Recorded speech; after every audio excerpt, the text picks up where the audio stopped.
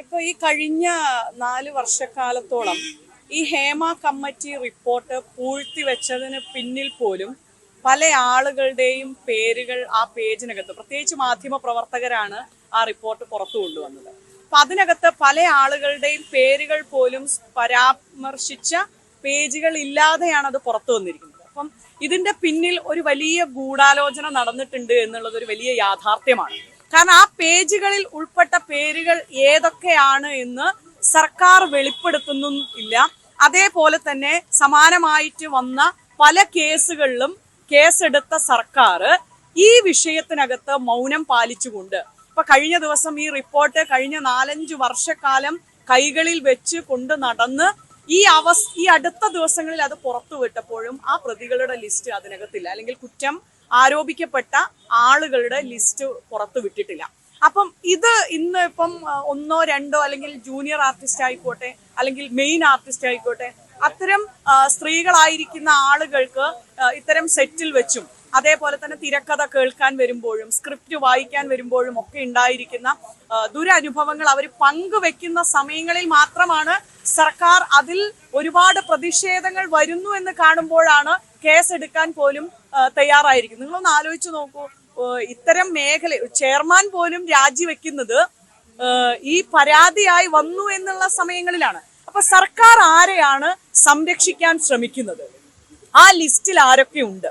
ഇന്ന് കേരളത്തിൽ മുഴുവൻ സിനിമാ മേഖലയിൽ നന്മ ചെയ്യുന്ന ആളുകള് കൃത്യമായിട്ട് തങ്ങളുടെ പ്രൊഫഷണൽ അഭിനയത്തിനോടുള്ള സ്നേഹം, സംഗീതത്തിനോടും നൃത്തത്തിനോടും തിരക്കഥ എഴുതാനും ആഗ്രഹമുള്ള, അതിനോടൊരു അഭിനിവേശത്തോടുള്ള ആളുകൾ ഇന്നും സമൂഹത്തിൽ നിൽക്കുമ്പോൾ ഈ പ്രതികൾ ആക്കി ആരോപിക്കപ്പെട്ടവരുടെ ലിസ്റ്റ് പുറത്തു വിടാത്തോളം കാലം സിനിമാ മേഖലയെ മൊത്തത്തിൽ ഇത്തരക്കാരാണ് എന്നുള്ള രീതിയിലേക്ക് കൊണ്ടുപോകുന്ന നടപടിയാണ് സർക്കാർ സ്വീകരിച്ചത്.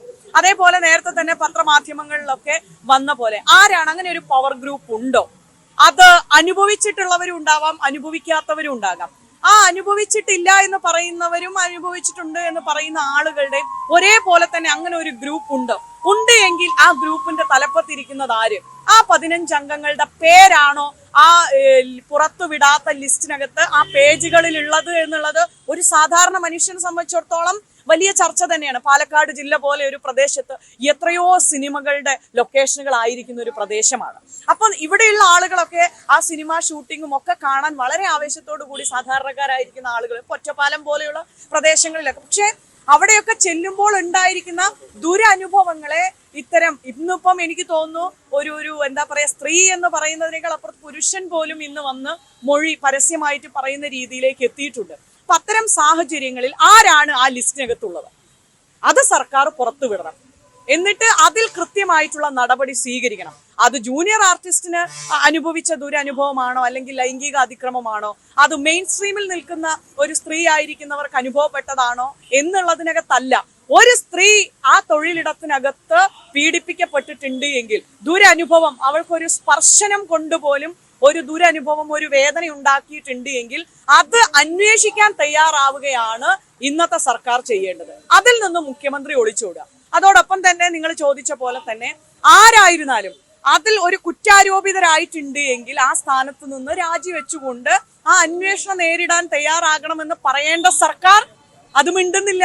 അപ്പൊ ഇനിയും ആരൊക്കെയാണ് ഇതിൽ നിന്ന് ഒളിപ്പിച്ചു വെക്കാനുള്ളത്? ആരെയൊക്കെയാണ് സർക്കാർ സംരക്ഷിക്കുന്നത്? ആ സംരക്ഷിക്കപ്പെടും തോറും ഇതിൽ നിരപരാധികളായിരിക്കുന്ന സിനിമാ മേഖലയിൽ പ്രവർത്തിക്കുന്ന, എത്രയോ സഹായങ്ങൾ ചെയ്യുന്ന, സാധാരണക്കാരന് തന്റെ കയ്യിലേക്ക് വരുന്ന ഒരു വിഹിതത്തിൽ നിന്ന് സാധാരണക്കാരന് സഹായം കൊടുക്കുന്ന എത്രയോ സിനിമാ മേഖലയിൽ പ്രവർത്തിക്കുന്ന ആളുകളുണ്ട്. അവരെല്ലാം ഇപ്പം ഇതേ രീതിയിൽ സമാനമായിട്ട് ഇതേപോലെ തന്നെ കുറ്റാരോപിതരെ പോലെ ആരാണെന്നറിയാതെ അതിന് പുകമറക്കകത്ത് നിൽക്കുകയാണ്. അത് സർക്കാർ അടിയന്തരമായിട്ട് തയ്യാറാകണം എന്നുള്ളത് തന്നെയാണ്. ഞാൻ സത്യസന്ധമായിട്ട് ഞാൻ തുടക്കത്തിൽ പറഞ്ഞ പോലെ തന്നെ ഒരു സ്ത്രീക്ക് എതിരെ ഒരു അതിക്രമം നടന്നിട്ടുണ്ട് എങ്കിൽ, അല്ലെങ്കിൽ ഒരു സ്ത്രീയെ ഒരു സ്പർശനം കൊണ്ട്, ഒരു നോട്ടം കൊണ്ട് അവൾക്കത് ഇഷ്ടമില്ലാത്ത രീതിയിലാണ് എങ്കിൽ അതിൽ ആരോപിക്കപ്പെട്ടവരാരുമാകട്ടെ അവർ മാറി നിൽക്കണം.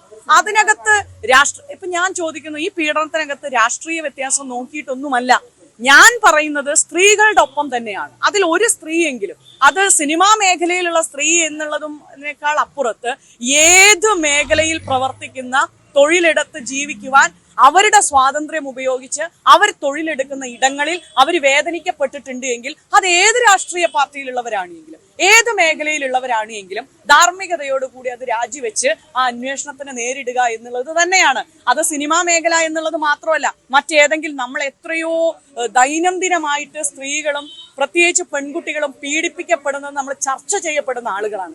അതൊക്കെ നമ്മളെ സംബന്ധിച്ചിടത്തോളം ആ അനുഭവിക്കപ്പെട്ടുള്ളവരുടെ ഒരു മാനസികാവസ്ഥ നമുക്കറിയാലോ.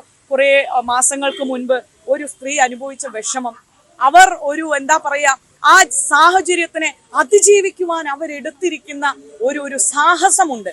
ആ അനുഭവത്തിൽ നിന്ന് തിരിച്ച് കരകയറാൻ മരണത്തിലേക്ക് പോലും ചിന്തിച്ചു പോയ സാഹചര്യം ഉണ്ടായിരുന്നു എന്ന് പറഞ്ഞ് മൊഴി കൊടുത്ത ആളുകളുടെ പരാതി പോലും ഈ ലിസ്റ്റിനകത്തുണ്ട്. അപ്പൊ അതേപോലെ പല പരാതികളിലും സ്ത്രീകൾ അത് പറയുന്ന സമയങ്ങളിൽ അതിനെ ഒരു ലാഘവത്തോടെ കൂടി കാണുന്ന രീതിയിലാണ് ഇന്നത്തെ സർക്കാർ പോകുന്നത്. പക്ഷെ ഒരു കാര്യം ഞാൻ അടിവരയിട്ട് പറയും, ഇവര് അധികാരത്തിലേക്ക് വരുമ്പോൾ സ്ത്രീകളുടെ സുരക്ഷ പറഞ്ഞ അധികാരത്തിൽ വന്ന ആളുകൾ ഇന്ന് സ്ത്രീ സുരക്ഷയ്ക്കൊപ്പമല്ല, ഇവർ നിൽക്കുന്നത് വേട്ടക്കാർക്കൊപ്പമാണ്, ഇരകൾക്കൊപ്പമല്ല, വേട്ടക്കാർക്കൊപ്പമാണ് എന്ന് വീണ്ടും വീണ്ടും തെളിയിച്ചു പോവാണ്.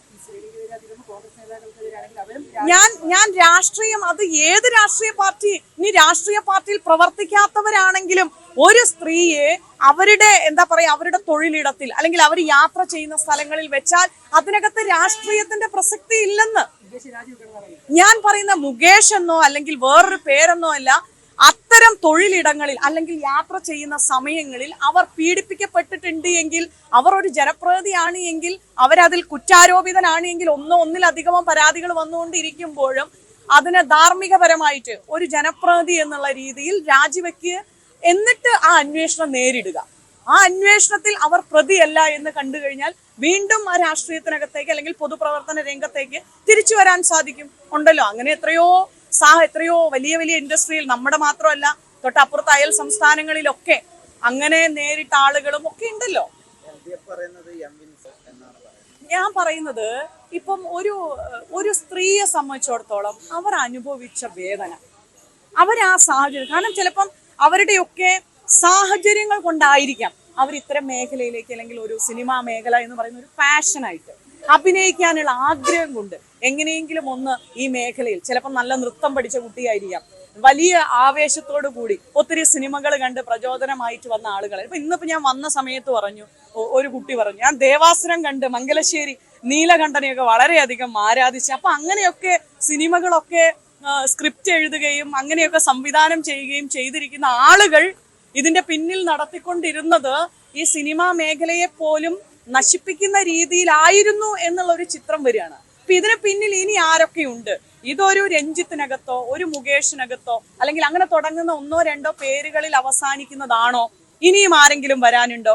ആ പൂഴ്ത്തി വെച്ചിരിക്കുന്ന, ഇത്രയും കാലം പൂഴ്ത്തി വെച്ച റിപ്പോർട്ടിനകത്ത് മാറ്റപ്പെട്ട പേജുകൾക്കകത്ത് ആരെല്ലാമാണ് ഇനി പ്രതി ചേർക്കപ്പെട്ട ആളുകൾ? അവരെ മുഴുവൻ കൊണ്ടുവരണം. അതിനകത്ത് രാഷ്ട്രീയ വ്യത്യാസങ്ങളൊന്നുമില്ല.